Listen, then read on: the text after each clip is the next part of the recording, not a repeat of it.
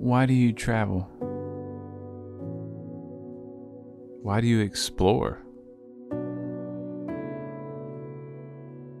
Why do you wonder? Wandering is defined as leisurely moving in an aimless manner. But if we purposefully wander,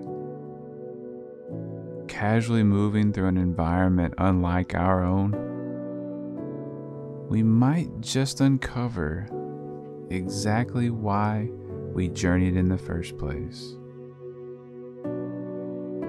Is it the beauty of a lifeless desert?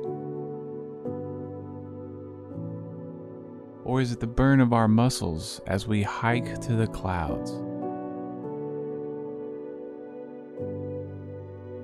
Or maybe a new stranger shows us their world through their eyes.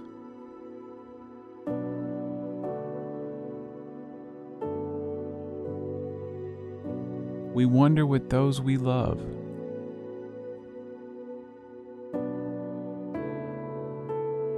Or alone, attentive to who we are more than ever. It's these purposeful movements that create a crystal of insight you never knew you needed.